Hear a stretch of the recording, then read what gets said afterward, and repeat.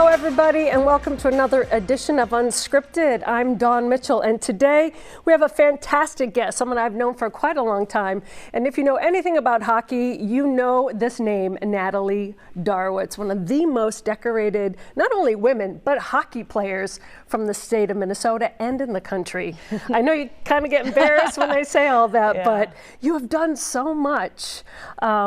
And congratulations, not only were you inducted into the IIHF Hall of Fame, but then the Big Whopper Daddy Hockey Hall of Fame. Congrats, what a year. Thank you, yeah, it's, you know, I don't think when you're a little girl growing up, you set out to be in the Hall of Fame, and it's kind of fun to, you know, to look back at my past and the journey I've been on and all the people that have been a part of it. And going into the Hockey Hall of Fame last November in Toronto was quite the experience, and very humbled and grateful for that. When you first got the call, what was your reaction? It was hard to get a hold of me, actually. Really? I wasn't picking up my phone that day. I had a bunch of missed calls from Canada. Hard from Toronto, to get Canada. for the Hall of Fame. You know, you hear of all the stories of, you know, I think of like Joe Mauer waiting by his phone from him getting the call to the Hall and all that, and you see in those stories. And mine wasn't as glamorous. I was on the stage at the Minnesota Wild had a leadership summit, and I was on the stage with Kevin Gorg, and my phone kept going off. So I immediately thought, my kids need me. Right. And then got off the stage and looked, and it was a bunch of Canada numbers, and I was like, that must be a, you know, prank call. Telemarketers, exactly, extending my car warranty. And I was like, no. And then finally, Cami Granado texted me, and she's like, Dar, that's my hockey name. And they're like, just pick up your phone. Someone from Toronto was trying to get a hold of you, and I kind of put two and two together, and then it picked up the next time they called. Oh my gosh. Yeah. And then finally you're like, okay, sorry, I wasn't putting you off. Yeah. I wasn't putting you off. Yeah. And my parents always give me a hard time because I'm not great about sharing news. I'm pretty bashful.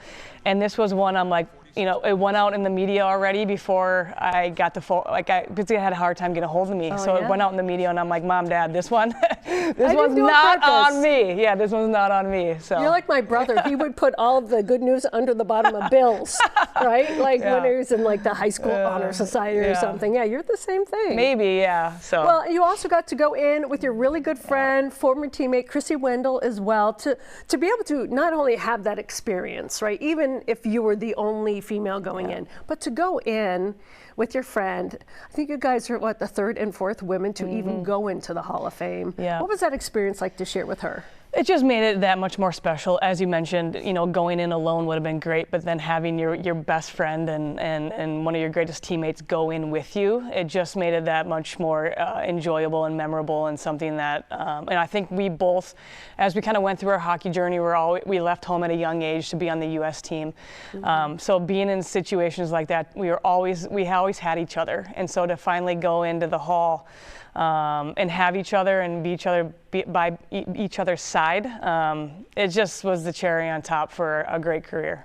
After the ceremony was all done, did you guys have like a what moment? Like, wow, like a full circle, look where we are, and our kids get to witness this kind of moment? Yeah, we kind of had it, you know, at the Hall of Fame weekend. You know, it was fun at the hotel. You know, she brings her kids, and I brought ours, and they're all in the pool jumping in together. And Andrew Ojuro was there, had her kids. So it was just like a full circle moment that, look, we've gone from being on the ice competitive, doing it with one another on the same teams, to now all of our kids are jumping in the pool together. Like, this is quite an experience. But I don't think we fully has hit us yet. Yeah. You know, I think when you think of the Hall of Fame, I think of people a lot older, and we're still pretty young just because we didn't have professional hockey and our careers ended a lot sooner. But it's always fun to get back with teammates, and you reminisce about the glory days, and it feels like just yesterday at some moments. But we're super proud of what we did, and feel super grateful and fortunate to have the opportunity we did, and hopefully push the path forward, and not only women's hockey, but just in women's sports in general. Winning a championship, to being relieved of the GM, to a call a couple of days later going to the Hall of Fame. I believe, you know, good things happen to good people when you do things the right way. You brought glory to, now they're called the Frost. Yep. PWHL started up. you were the GM, chef, cook, bottle washer. I know that you were like putting up signs, you know, and fill the rink when you got that unbelievable, outstanding attendance. And then you guys went on to win the very first championship. Hard to do when you're trying to establish a league, but so great to be a part of. Yeah, I mean, as a little girl, we didn't have that league, right? And it finally was there. So we weren't your normal professional league. We had to do things outside of my title as a GM, what a normal GM was doing. And kudos to a lot of people on our staff, Emily Wood, Jake Bobrowski, Brennan Potterzay, Johnny Seibel, like those Callie Funk, I can go on, and those people just went out of their job titles to do the best they could for this league and make it better. And so super proud of what we did last year. You know, one of my greatest memories was our first game. We had 13,000 plus. I remember texting you and be like, hey, we're gonna break a record. Can you help us out? And you can get the word out.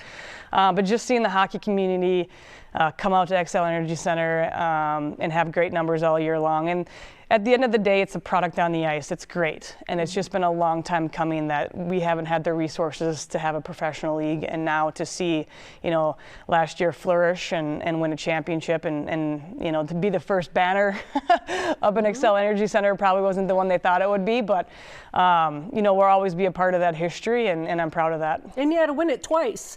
Pretty much. Right? You had to go back to my hometown in Boston and do that. Like, talk about forging memories, right? Like, oh, now we got to go try to win it again. It's one of the hardest things in sports. When you think you won something, you get it taken away. You know, the big word momentum, right? In sports, you know, from that point, it's like, oh gosh, you know, I don't know how this thing's going to go. Obviously, Game 5.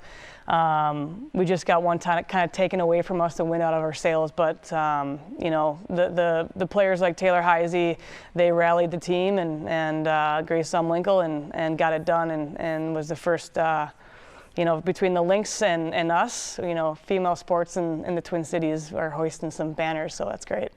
And there's also growing pains because then after, I think 2 days later, I was shocked, everyone was shocked. There's a lot of heartbreak too when they said that they were relieving you of your duties. And even during the draft, there were some protesters too that had your back. A difficult time. It was. I mean, that's probably the first time in my career that, you know, I've been fortunate enough to make U.S. teams and make teams, and always, you know, been successful as far as, you know, being on those teams and winning championships and whatnot. And we won another one, and apparently they wanted to go in a different direction. At the end of the day, if my services aren't needed, then I'm not meant to be there, and hopefully I'll go somewhere else where the value's there. So. Well, it can't take away your championship. Can't take away how beloved you are. And then you get the ultimate double honor of Hall of Fames. So if it was ever a heartbreaking thing, hopefully those things helped you after. Yeah, I mean, it was, you know, winning a championship to being relieved of the GM to a call a couple of days later going to the Hall of Fame. I believe, you know, good things happen to good people and you do things the right way. And for me, that was a sign that, you know, good is on the horizon. And it was a good uplifting news to get the Hall of Fame news shortly on the heels of what happened with the PWHL. And that there's people who love you in your corner. Yep. And that's how my parents taught me, just do things the right way and treat people with respect. And, you know, at the end of the day, it was a job title that didn't work out. I felt I did a great job. But at the end of the day, you know, got to move on, and there are bigger and better things ahead, hopefully. Well, you're already helping people. You were just out in LA skating with my girl Jenny Taft, right? Skating with Jeremy Roenick, who's also in the Hall of Fame. Raising money for the LA Fires and the heroes out there. Who was your coach? Vince Vaughn and Colby I'm going to say her name wrong, Schmolders? Yes, that's right. Okay, Wow, how fun was that? And you scored a goal. Yep. Your team won. Yep, we won. You guys won. They did stacked on your side, just going to say. No, I think they wanted the black team to win, which was coached by Snoop Dogg and Will Ferrell. And they got the Kings locker room, whereas we were in like a back locker room. You guys were underdogs. So I think we were the underdogs. Scrappies. Yeah, but it was for a great, obviously great cause. They did you know, a lot of those tournaments are hard to play in those celebrity type games because you don't know whether to go hard or to not. Yeah, because you're like, I don't want to like up them a little bit, right? I'm a Hall of Famer, right? But you also like want to have fun, right? So they made 4 teams. So if the winner moved on. So if you didn't win, you're flying out to LA for about 20 minutes of hockey. So gosh. our team was like, we're going to win. And so there was one point where we played the black team, which was Justin Bieber's team, and they were on a power play. And I honestly didn't know whether or not to like go after him and take the puck or let him be, because he's Justin Bieber. Right. But Did you hip check him? No, I didn't hip check him, but I did take the puck away. Do you think you'll get back to coaching a team?